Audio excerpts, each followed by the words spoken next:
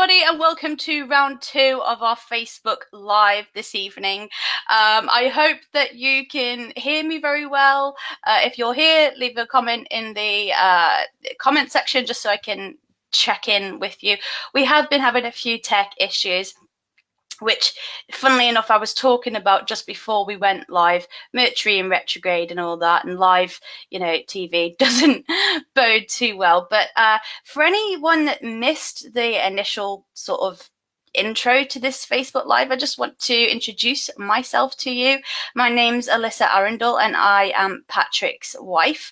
And for this interview today, we're going to be asking Patrick some Q&A questions. I have some questions ready here on my mobile for him, but if you have any questions that you'd like to ask him yourself, please feel free to pop those in the comment section, and we'll try and get through as many of them as possible. If we don't manage to answer your question this evening, then we will try our best to come back to it. But we're also hoping to do lots more Facebook Lives like this in the future as well. So as well as having our Q&A with Patrick here, we're going to also be pulling a winner. And this winner is going to be chosen by the random winning wheel and have their chart analysed live here this evening by Patrick. So that's going to be really, really exciting. Also, we have a second place winner, which will be sort of tell you about and drawn towards the end of the show, so please do stay tuned. If you want to take part into this evening's competition, then there is a link either in the top description box or the bottom, depending if you're on desktop or mobile, and there's a link there. Now this link will just take you to put in all your details. We need these details for 2 reasons. 1, to put your chart together, and 2, for GDPR and legal reasons. So now we've got all that good stuff out the way, let's bring Patrick into our live chat, shall we? And hopefully we'll be able to hear him this time. So we're adding you to the broadcast. And here he is. Hello, can you hear me? I can hear you. Can everybody hear? Huge apologies for that, everyone. We honestly don't know how that happened, because as soon as we talked about it on Skype, the microphone was working. Yes, it's typical, but we got here in the end. So, Patrick, I'm really, really glad that you're here with us tonight. And I've just been explaining to our viewers that we are going to be choosing a winner at random in the middle of this event. So that's going to be really exciting for you to look into their chart. So the link is in the description box, like I said, but I'm also going to just copy and paste it now into the comments, just to make sure everybody has a fair chance of entering.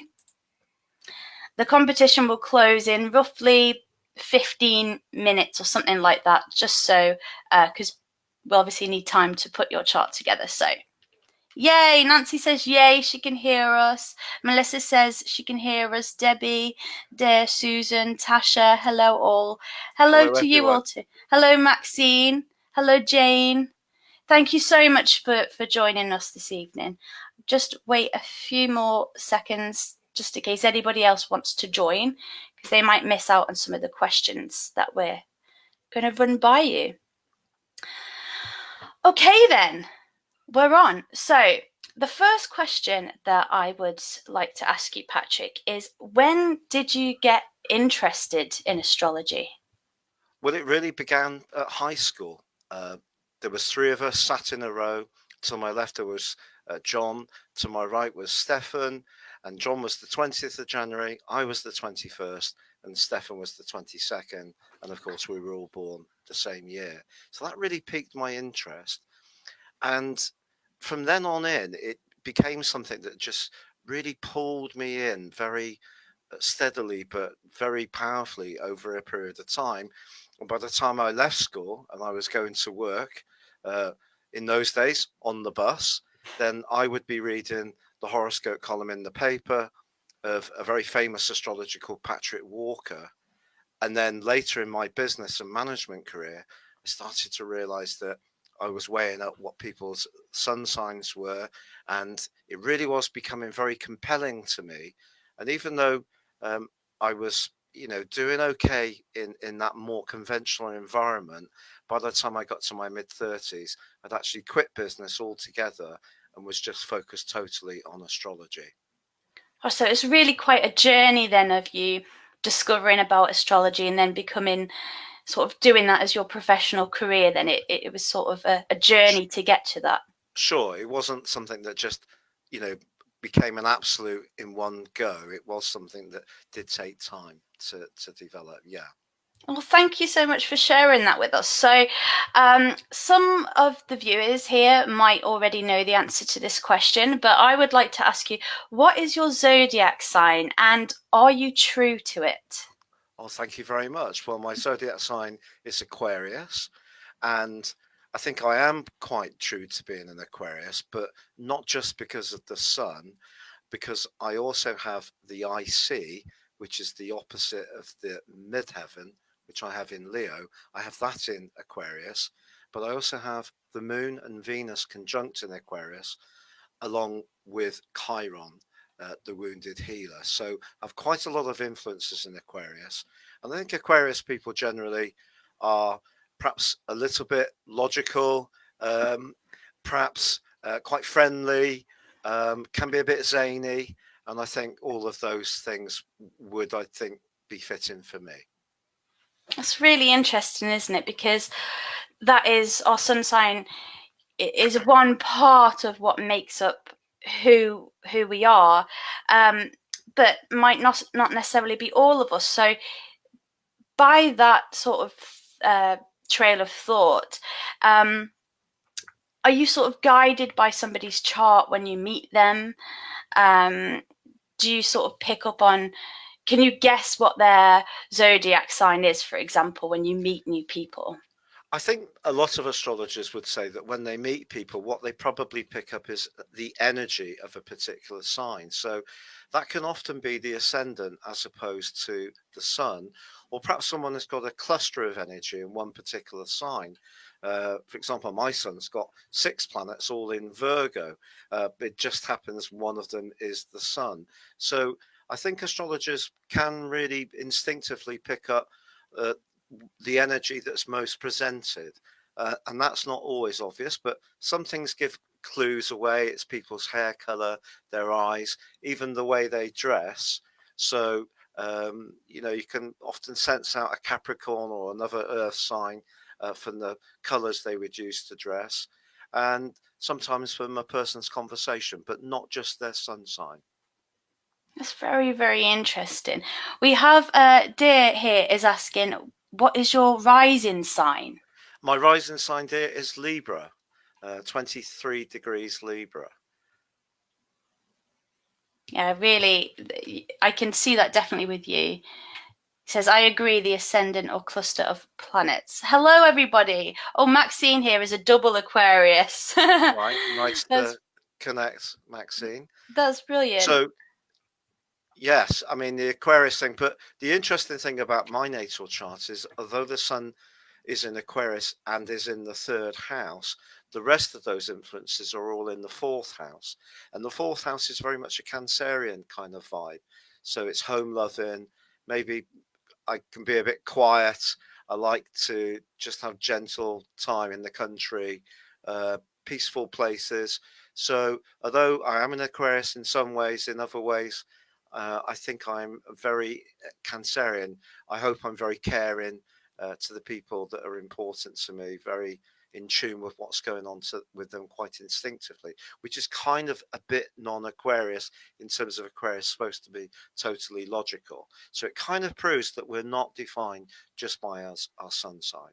Oh, well, I can attest to the fact that you are a very caring and genuine person. And that is one of the reasons I married you. So, another question. And the same in reverse. Oh, thank you very much.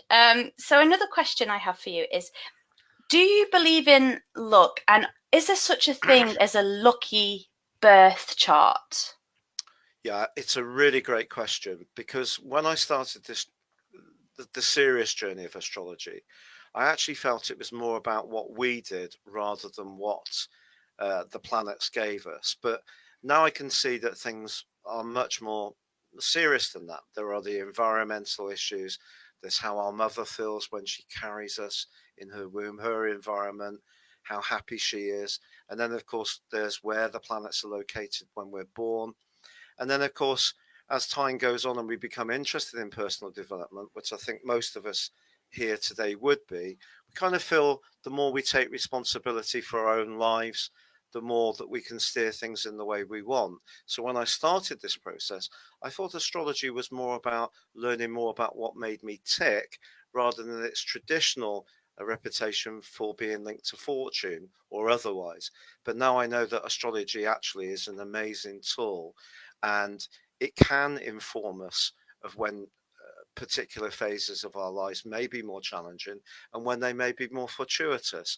And I do think that some people have very lucky charts, or they go through periods in their life where particularly big planetary influences that come from Saturn and Pluto in particular don't seem to affect people in quite the same way as others. So people can go through quite long periods, especially if they have difficulties on their progressed planets, where they can be greatly influenced by Saturn and Pluto. So I think luck is important.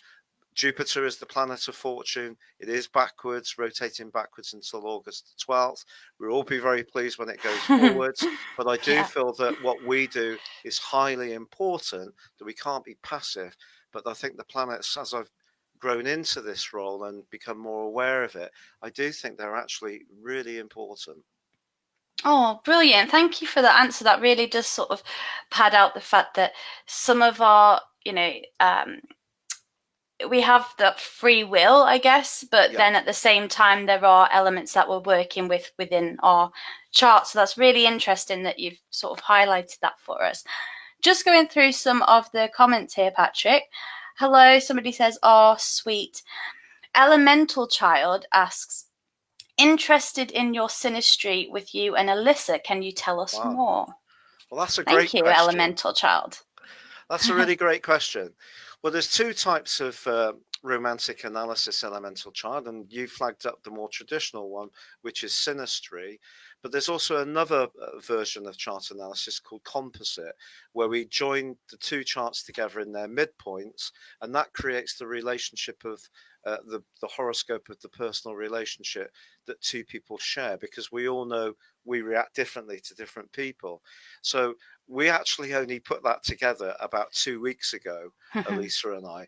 And the extraordinary thing was that it turned out that Elisa's and Sun, our composite Sun and Venus, were both conjunct in the fifth house, which is quite astonishing. In terms of the synergy, we kind of looked at it in a bit of a different way, to be honest. We knew each other for about 2.5 years, well, maybe slightly longer than that, maybe near to about 3 years before we actually met. But about 4 or 5 months before that, I finally found out what Elisa's birth chart was. But the extraordinary thing for me was that there's another form of astrology called Draconic astrology, which is said to be to do with karma. And that's based on the location of the North Node, which is relocated from the natal chart to 0 degrees Aries, so the vernal point. And that changed both our horoscopes quite considerably, because my Draconic ascendant became in Pisces, and Elisa's natal ascendant is in Cancer. But also her Draconic Sun is exactly conjunct my natal Sun. Her natal Venus is exactly conjunct my natal Sun, but also our Draconic moons are exactly conjunct in Cancer. Exactly. So when I found this out, which was before I met her, I really was like, oh my word, because I'd felt this sort of it'd been very slow, very shy. We'd even had a period of time where we weren't really much in touch. And then when I saw that information, it was just quite incredible. And in fact, when we got married in January, we arranged it to such a degree that on the moment that we got married on the 19th of January this year, it was actually only 1 degree away from Elisa's Draconic sun, my natal sun, her natal Venus. But crucially, at that moment, at 12 o'clock midday, the moon in Cancer was exactly conjunct both of our Draconic moons, which is what we brought into this world. It's the karmic energy. Now, in fact, Elisa's moon in her natal chart is in the 11th house, which is very Aquarius, but it's in Taurus. So it actually squares up to, on a very broad orb, to my Venus and moon. So it just shows that by using Draconic astrology, by using composite astrology, you can get such profound insights. But certainly, to answer your question, the synergy was Elisa's Venus conjunct my sun, and my Mars conjunct her sun. So, in terms of the sort of raw attraction that we've had for each other, perhaps, sorry to be more frank. Gonna make me blush, Patrick. Those were pretty amazing things, despite the fact that obviously we were very tentative about getting into the relationship, and it did take a long time before we found that out. So synergy is very important, but there are other tools that you can deploy which are very, very important. Oh, thank you so much for your question, Elemental Child. I should also say, sorry, Lisa, to just, but on the day we met, Jupiter was also trine Venus. Yes, and also my Draconic birthday is on your actual birthday. That's right. That's which correct. is really, really cool. So, yeah. I mean, and my Draconic sun is exactly opposite your sun. Well, so... my Draconic, but no, I hadn't heard of Draconic before we met, and so it was really interesting for me to get to understand that aspect of astrology. And after our talk this evening, I'll be popping links in the comment section down below. So if you want to check out any of these charts for yourself, then you'll be able to find that there. We'll also be offering a discount code as well at the end for anybody who wants to purchase a chart. But thank you. We've got lots more questions here, and I want us to go back to the Draconic, if that's possible, this evening. Sure. In fact, I think we should talk about that before we announce, before we go into the prize draw, because is everybody aware that they do need to fill in their details? Some people may come a bit later. We can't select a winner unless you have given us formal permission by completing the information. We do sadly have to have your birth time. If some people don't know theirs, I am sorry, but for me, to make it really work accurately, having that birth time is essential. So yeah, Elisa has shared that link if you've yet to complete your you can find the link in the description box of this video, but also I have put it a few times throughout this feed this evening, so I'm just going to pop it in again. Someone says, "You are amazing, you are so cute." Thank you, Anna. That's very sweet of you. So I'm just popping in the link again for the free prize draw, which we will be doing after this one last question about Draconic, if that is okay, since we were already on that topic. So we have Jane Sturgeon asking, could you please explain more about what a Draconic chart is, please? Well, the word Draconic, Jane, thank you so much, comes from the dragon's head and the dragon's tail. So it's the north node and the south node. So we know the north node is our kind of emotional direction of travel.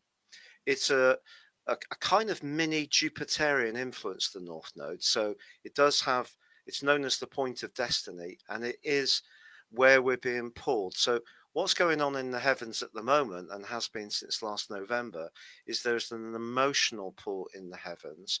But strangely, at the moment, on the other side of the heavens from the North Node that's in Cancer, we have a direct opposition with Saturn. And I think we're seeing very polarized views in the world. Some people fervently believe in a more traditional approach to the world, which is based on big industry, materialism, which to me comes from more, this isn't against Capricornian people as individuals, but Capricorn energy represents the status quo. It represents big business.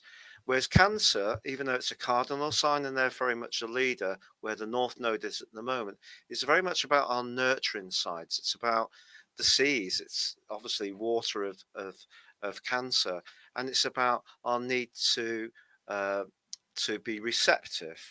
And so the North Node in our natal chart is a very important piece of information, and particularly what house sign it's in. So when you raise a Draconic chart, rather than using the vernal point at 0 degrees Aries that you would use in a traditional tropical personal character analysis, which is the second prize we're giving away tonight, you actually move the North Node from wherever it is in the character analysis. You redirect it round to 0 degrees Aries, the vernal point, and that changes the ascendant in the Draconic chart for most, if not every person. But the really fascinating thing about this is that the house system stays exactly the same. So if you have the North Node, I have it in the first house. So my lesson with my South Node is more about relationships. So my potential in this life is quite individualistic, but someone could have it the other way around. So they could have their North Node in the 7th house, which would be their pull in this life.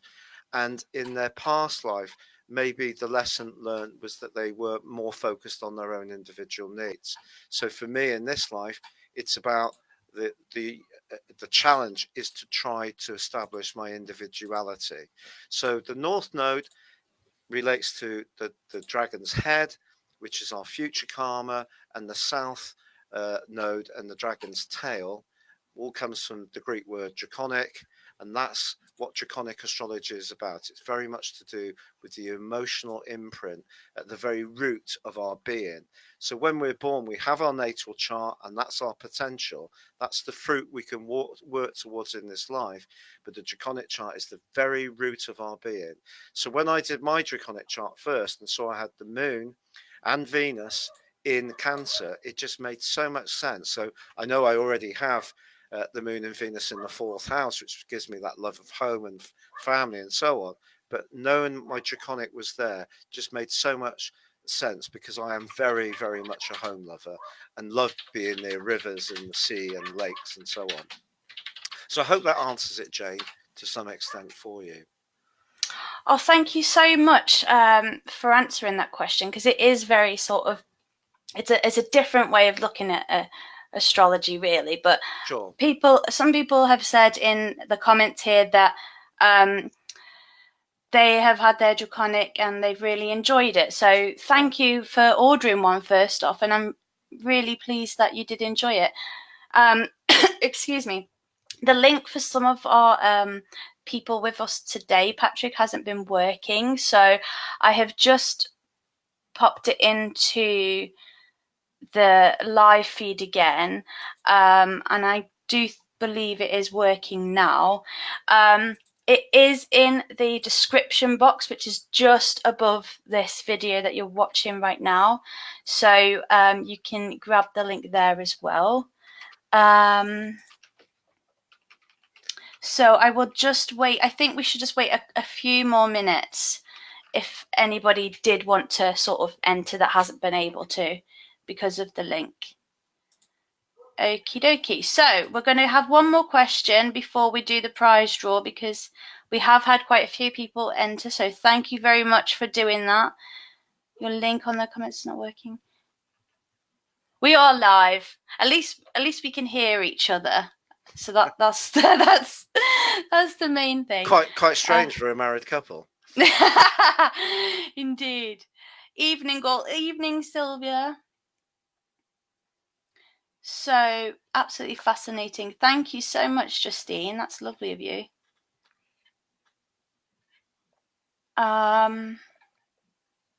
Nice to see you both. Lovely to see you too, Rachel. Okay, so we'll just answer Rennie's question before we go to the random wheel of winners. And they ask, if a person is born on the cusp, i.e. the 23rd of July, should they look at both horoscopes, Cancer slash Leo?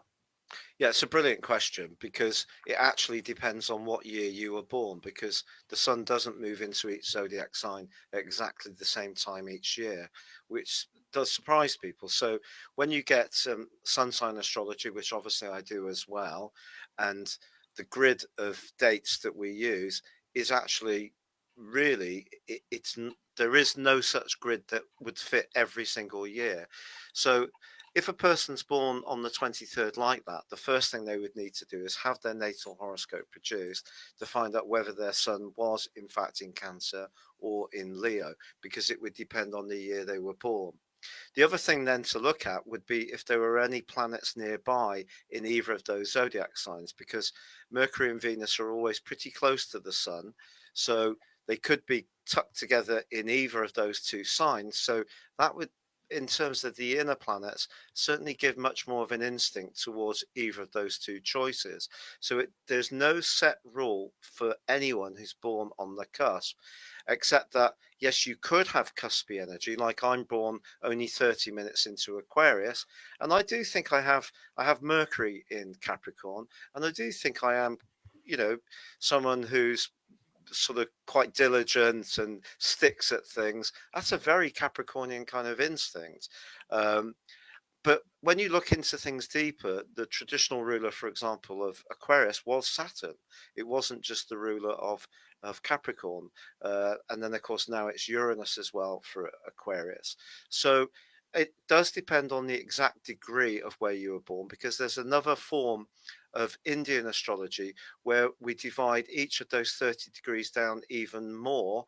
And that gives us even more insight into people who are born on the cusp. But then, of course, it would depend on the ascendant, the house system, and whether, say, the ruler of Cancer, which is the moon, or the ruler of Leo, which is the sun, were particularly prominent in that particular chart. So it is entirely possible to find out which has got the greater leverage in that chart between those two zodiac signs. But I think you would have a flavor of both, but you can certainly find out which would have the greater influence. So in my chart, it's definitely Aquarius. Oh, thank you for answering that question. Yeah, that's something I've always wondered about myself. So you told me a lot of that. Excuse me, I seem to have a frog in my throat. I think it's time for us now to announce the winner on the random winner wheel. Okay. So I will be sharing my screen, and then we will pull up the magic wheel. So I'm just going to open the magic wheel up. Great. Oh, this is exciting. Right. Okay, so share screen. We ready? Can you see the magic winner wheel, Patrick? I can't see it, Elisa, no. Okay. But it doesn't matter too much if I can't. Oh, now. Oh, here we go. Here we go. Here we go. So you can see it. I can see the magic. Okay, I'm excited. So Just so everyone knows, this is absolutely totally random. This is totally random. This is why we've done it this way, because it's completely random. Very fair. Names are moving around. The fairest way we thought that we could do this. So I'm going to press the wheel now. So here we go. Where it stops, no one knows. Okay. Okay, Beth Wells, you are the winner of the random winner wheel. Congratulations, Beth. Are you with us in the chat, Beth? Maxine, yay. I think Beth was with us a moment ago. Is she still with us?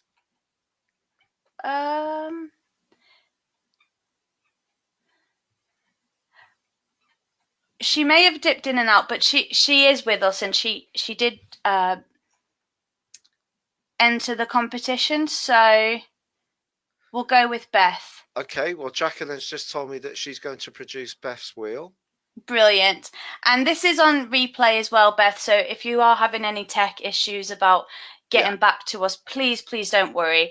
And this is going to be exciting for all of us to look at, and because terrifying for me. and terrifying for you. That's why it's going to be even more exciting for us, because we can really see how you work in this way. And I think that's going to be a really exciting opportunity for us. So whilst we're waiting for Jacqueline, our amazing colleague, to put the actual wheel together so that we can share that with Patrick to analyse, I want to answer a question from Rukia. Am I pronouncing your name right, please, Rukia? I'm sorry if I'm not. But you have put this question in a few times, so I think it'd be nice for us to answer it. So Rukia asks, does making a business proposal work less well when Mercury is direct but still in its shadow phase? I'm not Ah, so well informed on that. yeah, well, that's a very, very good point because Mercury's in its shadow phase just before it goes retrograde. And of course, in terms of its current location in Cancer, we've also got to remember it's not just retrograde, it's actually in opposition with Pluto as this month comes to a close. It's going to then end its retrograde at the end of this month. It's then going to emerge back into Leo about the 14th, I think, next month. And then on the 16th, it returns to the point where the process began. So it's coming out of shadow. So Rikuya's question is what we can't do, Riku, like, for example, tonight, we know that Mercury is retrograde. We also know that Saturn's retrograde, which is to do with structuring things. And we also know that Saturn and Pluto have gone through some heavyweight oppositions throughout both July and also June. And of course, Jupiter, the planet of information and philosophy and growth and travel, is also retrograde at the moment. So there are some people who will tell you not to do things when Mercury is retrograde or it's in shadow. But I really think it does depend on looking at the chart in a much more global way. Um, if there were particular obstacles there, definitely to do with Pluto and Saturn, that might be a different issue. But I think it's a very sort of um, a very unspecified way of stopping us from doing things. I think, people still sailed the ocean when the seas were rough. People still took on challenges. So, although we can use the stars to guide us, I think we also have to, with Mercury issues, make sure that what we're doing, I mean, setting up this today has revealed all sorts of shortfalls in our kit because it's so hot here tonight in Britain. So my computer overheated, batteries have failed on the mouse. We've also had a situation where where my speakers didn't work for no apparent reason. But what we can do with Mercury retrograde or in shadow is just make sure that what we can control, we do well. So that means your research, your due diligence, and but I wouldn't stop going for what you want to do purely on that one issue. No, I really would not. Oh, thank you for that answer. And thank you so much, everyone, for the hearts and the likes going up on the page. Oh, That's thank you really, so really much. awesome. It's so cool to see those going up. So I have our wheel now, so I'm just going to share it on screen.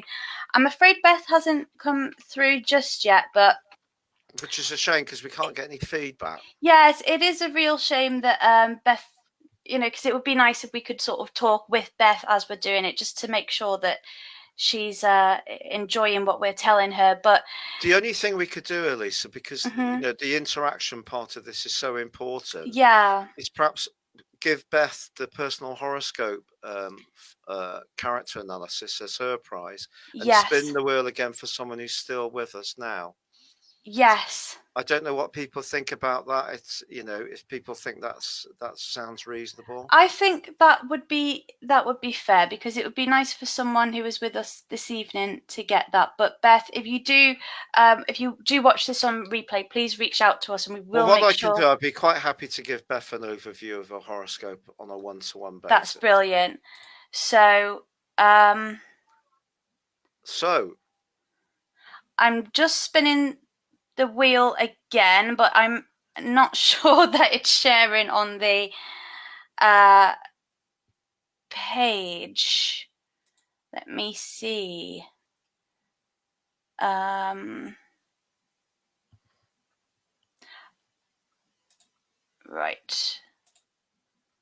So we will keep spinning until we find someone that's with us this evening. How does that sound? Yeah, I think it's only fair. Okay, let's spin that wheel one more time. Spin that wheel. Spin that wheel.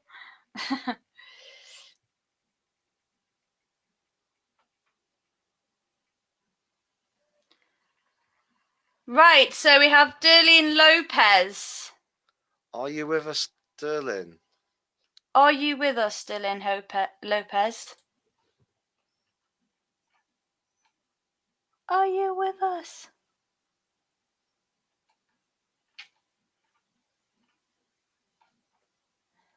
Right.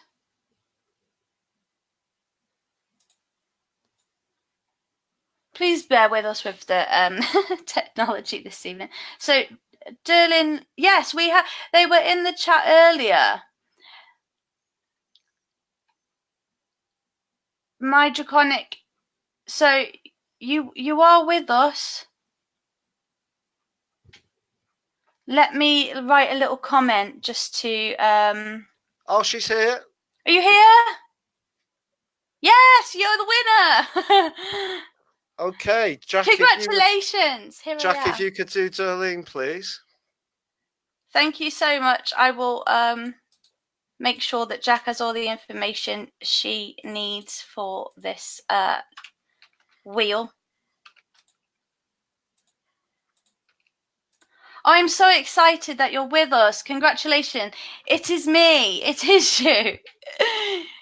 You are our winner. Wonderful. Okay, so bear with us while we put your wheel together, and then we can go through it together, because it'll be nice for us to look at that. Yeah. Perfect. Any more questions, Elisa? Congratulations to me. Yes, congratulations. So, oh, hi, Rukia. I did try to tag Beth in the comments, but unfortunately she didn't. It didn't pop up in the feed. So we will make sure we find a way of getting to her. I promise that. Just going through the questions. So I have some questions. One question that I'd like to ask you, Patrick. Oh, this is something that I always wondered, and you answered it for me, but I think other people might wonder it as well. If a person has moved location from where they were born, is it possible for them to still get something out of having a chart done?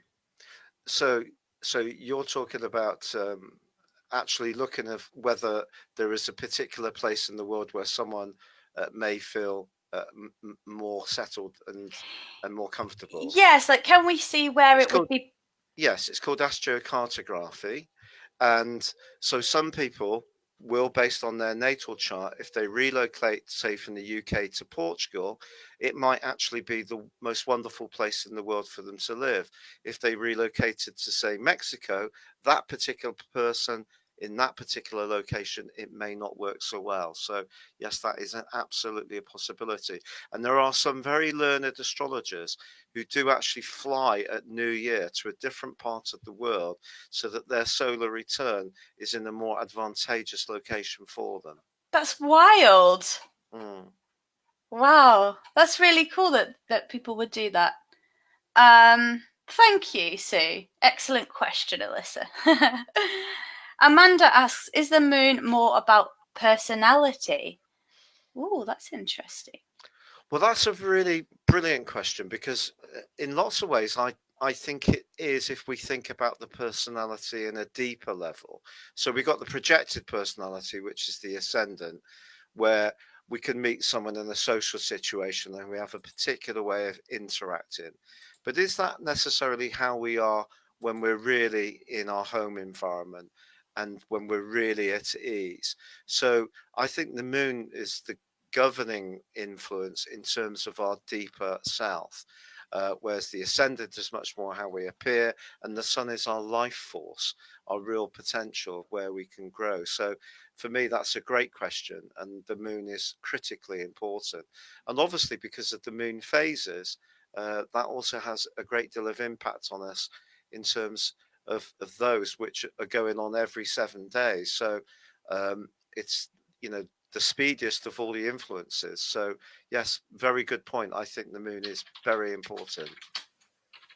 Patrick, you just said about 7 days then. Does the number seven have, I've heard like people talk about seven as being like something significant to do with astrology. What does that seven mean in astrological terms, if anything? Well, the seven is really important for me because of the patterns of Saturn. And it's amazing how many people go through patterns that are broadly between 27 and 31 years, which is when Saturn gets to the end of its cycle and goes back to where it began, which is known as the Saturn return. But at every 7.25-ish years, you will get into a square, Saturn square Saturn, 14 years, 28, 14 years and 21 years, 14 years, we get the opposition. Then at 21 years, we get in the square. 28 years, it gets back to being conjunct again. So a critical phase in everybody's life is usually between 40 and 42, because we have Neptune square Neptune, which is to do with our spiritual beliefs evolving. We go through a period of perhaps confusion, not quite knowing who we are, but also Uranus is opposite Uranus. So Uranus is very much to do with rebellion and freedom. So whatever conditioning we were given as children by our parents, that's really challenged at 42. But at the same time, Saturn's at a critical point in its cycle then as well. So for me, the 7 year thing, the 7 year itch, and you can divide it by 2 to get 3.5 years or 1.75 years. Often critical events happen. People quit careers they've been in for 28 years, or 14 years, a marriage might come to an end, or at 7 years, it may go through some fundamental changes. So I think 7 is a fantastically important time every 7 years. Yeah. Oh, thank you so much for answering that question. So we have Dare's chart here. Okay. So what I'm going to do is I'm going to disappear and bring up their chart, and then you can just go through it and be able to talk a little bit about it. And I'm going to sit back and relax for a little while. So okay, thank you so much, Elisa. I will speak to you all very, very shortly. And here we go. So thank you so much. You're welcome. So, Darlene, the most wonderful thing about your chart that I see straight away is that you have 3 planets. Well, the luminary, which is the sun, and then you have Mars and also Mercury, all in the sign of Taurus. Now, of course, when you were born, Mercury was in retrograde, which means that although that cluster of 3 planets are in the 3rd house, which has a very Gemini feel, which means that you're a thinker, that you're interested in mental stimulation, because they're located in an earth sign, and particularly in Taurus, what you're looking for from the communication is something that's actually fundamentally solid and tangible. It's not just airy fairy ideas. You want to convert ideas into something that gives you some kind of practical substance, because that's the energy of Taurus. But also, of course, when you were born, we can see that the moon was in Capricorn and in the 11th house. So again, we get another kind of dichotomy, because the moon in the 11th house, like Elisa's got, is a kind of Aquarius feel, but it is in the earthy sign of Capricorn. And the moon in Capricorn sees people usually quite concerned with stability. And your moon is actually forging a beautiful trine to your Mars. So it means that the balance between your more masculine and receptive energies, receptive being the moon, Mars being your more masculine and proactive and instinctive energies, that's beautifully balanced. So that's lovely. Now, there is a very broad trine between your sun and the moon, but it's 12 degrees. Now, some natal astrologers will take on the major planets like the moon and the sun, well, they're both luminaries, they will take up to 10 degrees. Personally, I'm usually looking for a bit tighter orbs or gaps between the planets. But what we see straight away for me is that earthiness, but it's coming through the vehicle of communication. So you're someone who has a degree of detachment, but at the same time, there is engagement. The detachment, in a sense, because Mercury in Taurus in retrograde makes you think about things a little bit deeper. But then, if we move forwards in your chart, we can see, like me, you've got Venus in the fourth house. So, your home, the decor of your home, is likely to be very, very beautiful or very soothing. Having artifacts or color scheme which gives you a sense of peace and tranquility.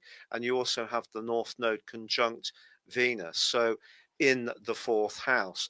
So even though you have that practicality that comes through the earth signs, but you have in terms of the operating platform of the signs in terms of the houses, with the moon in the 11th house, very Aquarius, and with the sun, Mars, and also Mercury in the third house, very Gemini. Ironically, the Gemini influences you have, which is the part of fortune, the North Node, and Venus, which are all conjunct in the fourth house, suggests to me that your home is very important to you.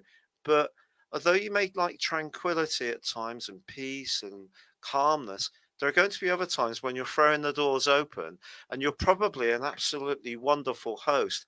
I imagine you probably are, I hope anyway, a great host. I think so. You may also be interested in cooking. You also have your ascendant in Pisces, of course, and you don't have any planets in your first or second house, nor your fifth, sixth, or seventh house, and nor in your ninth house as well. So you do have some gaps, but in your eighth house, you do have Pluto and you have Saturn. Now, both were retrograde, which is not unusual when you were born. So the suggestion there is that when it comes to your interest in personal development or physical resources, there is a kind of evolution that's always going on for you, because the eighth house is very Plutonian and you have Pluto there, but it's working again through airy influence because it's in Libra. And then we jump onto your 10th house, which is how you reach out to the world at large, where you have Neptune, the planet of dreams, is conjunct your south node. So I feel it's almost like there could have been some expectations on you when you were younger to be a certain way, but actually your imagination, your perceptiveness are quite extraordinary, almost exquisite. You have an ability to pick up what's going on with people, sense where they're coming from. Perhaps even psychic abilities, quite frankly. But you also have Jupiter and Uranus conjunct, which is really exciting, because having Jupiter in its home zone in Sagittarius, even though it was retrograde when you were born, and I have to say that doesn't make you unlucky. It just means that you've probably had a good part of you that's been more orientated towards the spiritual sphere rather than the physical sphere. So if you had Jupiter in Sagittarius that wasn't retrograde, your instincts probably would be more to do with physical travel, which may still interest you, and you may have traveled quite a bit with your work actually, but it's conjunct Uranus. So this gives you your love, really, or passion is going to come through knowledge. And so Jupiter for you, the gift it gave you, although you have an appreciation of stability and having a home that's stable and coming through the moon in Capricorn, there's another part of you that just likes to soak up information and knowledge. So I think we have an earthy person that also has fire and also has a passion for ideas. But you have things like Venus opposite Neptune, which makes you acutely sensitive around the types of people that you will be involved with. There may have been disappointments with you when you were younger, perhaps someone that you invested quite a lot of time and energy in didn't quite fulfill your expectations in some ways. This may have been a father figure, if I'm honest. Maybe a father figure was a bit vague or mysterious.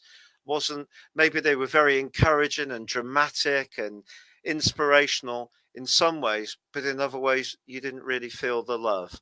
But you still have a wonderful collection of energy in the sign of in the fourth house, which is to do with family and love, and having Venus, the North Node, and the path of fortune, which is an Arabic form of astrology, which it's not really to do with fortune, it's more to do with the level of activity, the level of orientation. So for you, I feel that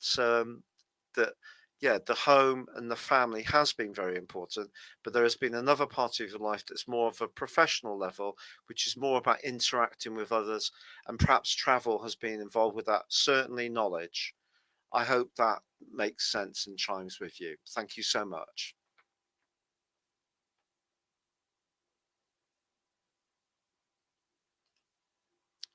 Hello, Elisa.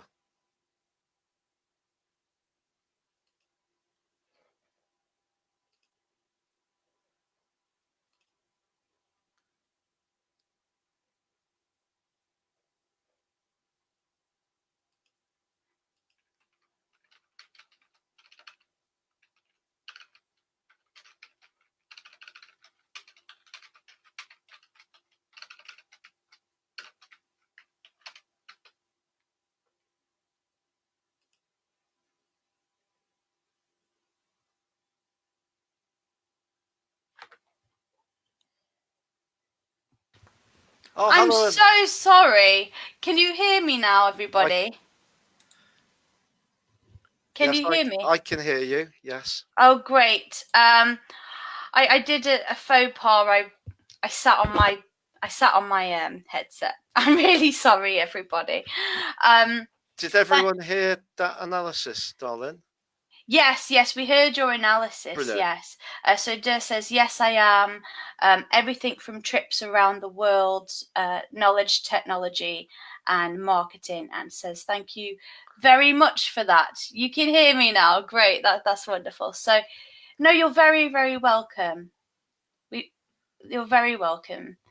And I would just like to say that, if anybody does want to have a one-to-one with Patrick in that sort of setting where he'll bring up your wheel and talk you through certain aspects of it, then that is available on his site.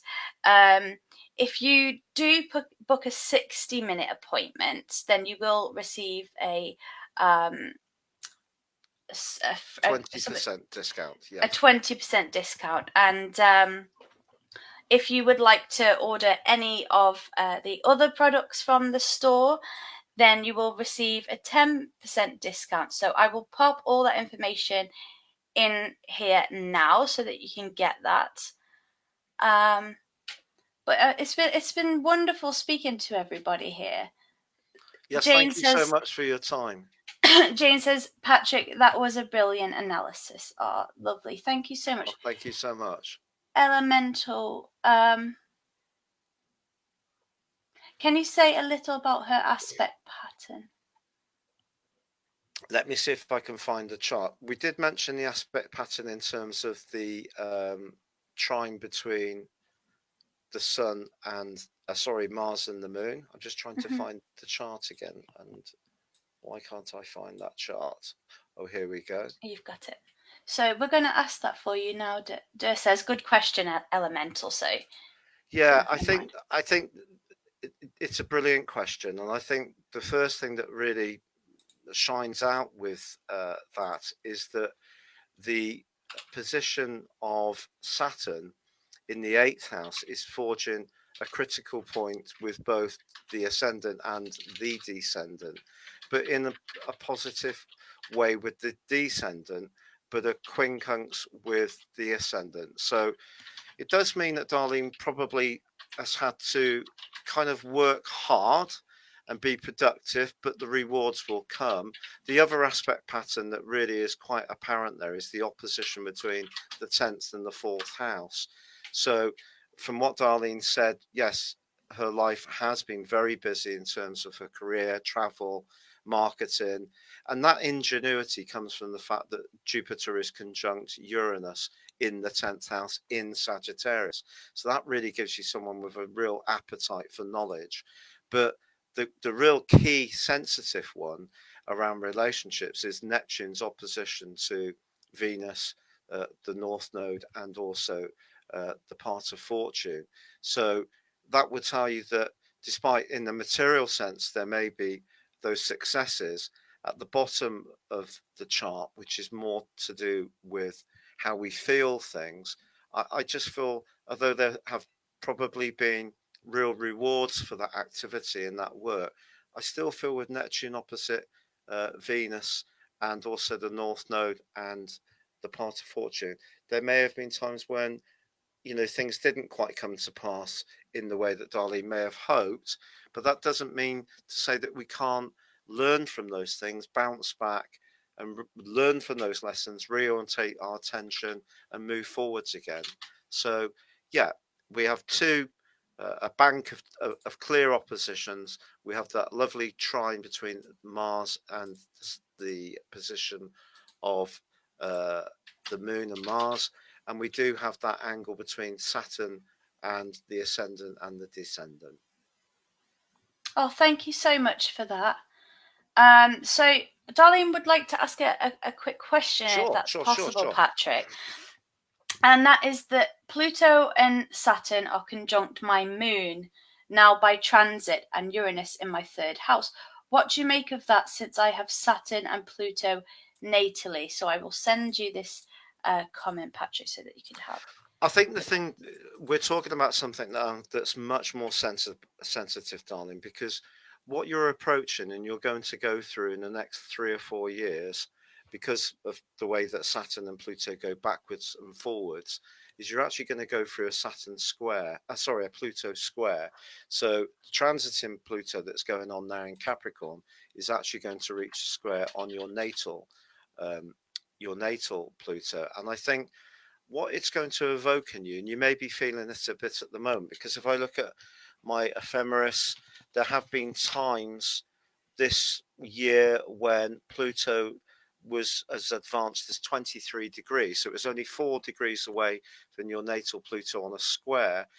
And because the transiting Pluto that you mentioned is in your 12th house, which is about secrets and it's about the deeper psychology of your life and yourself. I beg your pardon, in your 11th house, you're absolutely right. Because it's in your 11th house, but it's squaring up with your 8th house. What we're talking about there is a challenge between your idealism and your realism. And also because you natally have the moon there, Pluto at the moment is only 1 degrees away. So it does point towards you perhaps rethinking your longer term hopes and aspirations, the 11th house. Perhaps there are some friendships which are changing, perhaps profoundly. Perhaps new people are coming into your life who are more significant. And perhaps some old friendships are losing a little bit of their value to you. It's also possible, because Saturn's in that location, that perhaps there is a friend or a group of people that you used to gain a lot of sucra from, that perhaps it's lost its charm a little bit. So I would say with Pluto and Saturn being on your moon, there could be some changes going on, perhaps in your home life, but because it's the 11th house, for me, that points towards your future, your beliefs and ideals, but also it's to do with the type of people you would hang around with. And then over the next 3 years, as Pluto goes backwards and forwards and it's squaring up with your natal Pluto, you are talking about changes coming into your world, and some of those may prove to be irresistible. So I think some of the things that have worked for you up until now, going back to the previous person who asked about the importance of the moon in the 11th house is a bit detached, but there's nothing detached about having Pluto and Saturn sat on top of your moon. We're talking about big stuff. So it's possible that, you know, you may be quite disappointed with someone's behavior at the moment. Maybe it's you that's having to be tough and move on from a situation which has served your greater purpose. But there's no doubt about it, that's one of the most phenomenal influences that anyone can go through when Saturn and Pluto are hovering right on top of the moon as they are at the present time. Oh, thank you for answering that. Yeah, everything is changing, Darlene says. Yeah, sounds like a bit of a tough time there, Patrick. Amanda says, "Gotta love Pluto, wrecking ball." Yeah, Pluto's amazing, isn't it? I mean, I've had situations in my life where, you know, going back to that point I said earlier about how you can go through periods where Pluto just seems to keep wrecking particular parts of your natal chart or particular points. Um, so I can really relate to the power of Pluto. It's not to be taken lightly. Um, and I think that if we think about the type of relationship where, say, two people have been together for some time and one person becomes very restless and wants to leave it, the other person's really quite unaware of this, probably the man. Um, and so the relationship comes to a close, and then the dumper goes off and does something dramatic, gets involved in a new interest, makes new friends, perhaps a new relationship, and the dumpy is completely annihilated by this change, which could be very plutonic. But actually, over a period of time, they start to come into their power because Pluto works in such a mysterious way. It can push us into situations that we resist. But then when it does happen, the dumpy then emerges strengthened, and the dumper then realizes that she never worked out what the issues, or he never worked out what the issues were of why they left the relationship, because they weren't looking inwards, they were projecting, and it was very seventh housey, or they were seeing it purely from their viewpoint. And then suddenly they start to really grieve the relationship they got rid of. But the person who was the victim actually emerges from that. So the way Pluto works is quite astonishing. And sadly, you do hear of situations where people lose a lot of people. I mean, the critical thing that happened in my chart was 4 years ago when my directed Pluto. Directions is a more modern form of astrological prediction. So that allows roughly 1 year for each year of our life. That had reached a critical point where it's exactly square, or it formed, it was actually on a grand, a T square that I have, which is all fixed. So I've got planets in Scorpio, descendant in Taurus, midheaven and Uranus in Leo, descendant obviously in Aquarius along with the sun. And and then, of course, when Mars started aggravating that last year in its square with Uranus, which brought on the rheumatoid arthritis. But when that first happened, the square between directed Pluto and my sun, I got so ill, it was unbelievable. This is 4 years ago. And my sister, Jenny, also died about 9 months after that. And you can lose loved ones under that particular square. So you know, that's inched forwards a bit, and it's now sitting on top of my North Node and my natal Jupiter. But you know, it just shows that Pluto is definitely not to be underestimated. But what it forced me to do was clean up my act with my health and take my health more seriously. Oh, so that sometimes that destruction can, and there is always that pearl of wisdom, but it doesn't always feel like that when we're going through something. I mean, I resist a lot when apparently I was talking to someone having a live consultation last week, and they were saying that they watched YouTube videos where people were talking about the warlike energies that we've had in the last couple of months between all the energy in Mars and the Sun, and more latterly Venus in Cancer, and of course the North Node, all being opposed by Pluto and Saturn and the retrogrades of those, and how they've been talking about very sort of scary terms. But I don't think any of us can deny that we have what's going on in Syria, which is brutal use of power. We have got this polarization politically where the truth seems to count for not one jot. It's just about people getting their way. Um, so, but I try to talk about Pluto and Saturn always in constructive ways. So I think the opportunity for Darlene is to think that some of the things that have been very stable in her life for some time, because that Pluto and Saturn is sitting on top of her moon, but it's actually also forging a wonderful trine to a Mars. So although the change may be there, there is an opportunity there to use the energy of Saturn, which is about structure and conditioning, and Pluto about change, power, money, lust, if you like, for life or whatever, to use that angle to Mars to reinvigorate her approach in a way which is much more relevant for the person she is now, not for who she used to be when the conditioning was given to her when she was born. So it's an opportunity for breakthrough. Oh, and Sue says, "Good luck, Darlene." And Darlene says, "I didn't resist, maybe because of my Uranus. I'm alone without a job at the moment, starting Oh, bless everything you. all over again. Bless you. Working on your Mars energy in a more loving way."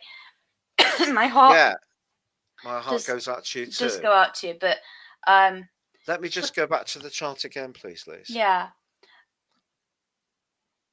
you will get through it, Darlene. Elemental Child says, "Well, thank you so much. That's really The other kind." thing you're going to get, Darlene, I mean, I think it's on the 5th of November this year. We've got Jupiter moves into Capricorn.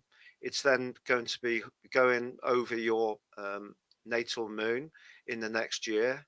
Um, it's also going to forge an immediately positive angle to both your ascendant and your descendant, which could be great for new starts and for relationships. It's also then going to forge an amazing trine to the moon. So it's going to be really pushing you forwards next year.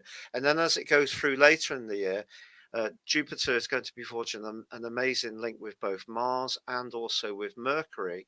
So there's a lot to like about what's going to be coming for you. Um, One of the complexities about your chart, and this is where it takes time to to assimilate the chart, is that of course your moon, it's in Capricorn, but actually it's forging a quincunx with both Venus and also the North Node, which in your fourth house. So balancing your aspirations and your friendliness and your values, your principles, and your principles are going to be a very large part of you because of that Neptune conjunct South Node in Sagittarius and Jupiter conjunct Uranus. So you're very principled, but actually sometimes getting what you need at an emotional level is a bit different from your principles. So perhaps some of the planetary influences that are going on for you now are going to help you, particularly next year, to reinvigorate and re-spark the process of your life in a way which is more to do with orientating towards your deeper needs. So I think next year can be a time of great recovery for you, especially as Jupiter will forge a beautiful angle as it comes to the end of its journey um, through Sagittarius with both your Pluto, and then immediately in early November this year, it's going to be forging a great sextile with Saturn. So there is good stuff coming. Keep the Oh, faith. that's brilliant news. And Darlene's very positive, and so that's brilliant to have that attitude. So thank you so much. So we got the second Yes. winner. So what we would like to do now is get back up our random wheel of winners, and Oh, we've had the second winner already, sweet, haven't we? Because we had the person, was it are we going to have Beth? yeah, but Beth was the second Okay. winner. Yeah. Okay. So what I Sorry. will do with Beth is give her a one-to-one, and she can have her character analysis. So Oh, that that's way we've nice. fulfilled things. Yes. Absolutely. Yes. Oh, you're welcome. Thank you 1,000 times, Darlene says. So, can I just say, Darlene, there is other forms of prediction that go beyond transits, and transits are very important on things like Saturn, Pluto, the Sun, and Moon. But the more modern form of prediction, which I mentioned before, is directions, where we advance your whole natal chart forwards based about 1 degree for each year of your life. But we also use progressions, secondary progressions, particularly for the moon, because the moon doesn't work on directions in the same way.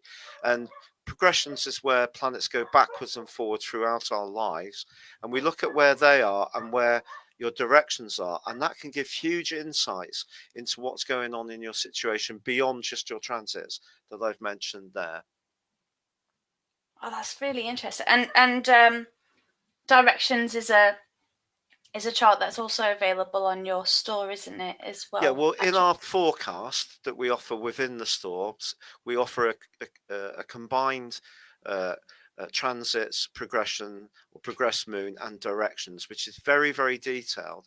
It is technical, but if you do have a 12, if anyone has a live one-to-one with me, I give them one of those for 12 months as part of the reading. And obviously, for anyone who's been part of tonight, I'm happy to give a 20% discount on the live reading. Oh, well, thank you so much. Do you have anything that you would like to add to all the amazing people that have joined us tonight, Patrick? Well, I'd like to say a huge thank you, not just for following us tonight, which is very special, but for all the time you follow us on Facebook and also on YouTube. And due to Elisa's inspiration and support and encouragement, I'm coming out of my very Cancerian shell to try and be a bit more outgoing. So we're going to be doing a lot more of these, but perhaps on specific themes going forwards. Mm-hmm. So thank you so much. Thank you. You've been an amazing pleasure to be with you all. Thank you for all your wonderful comments.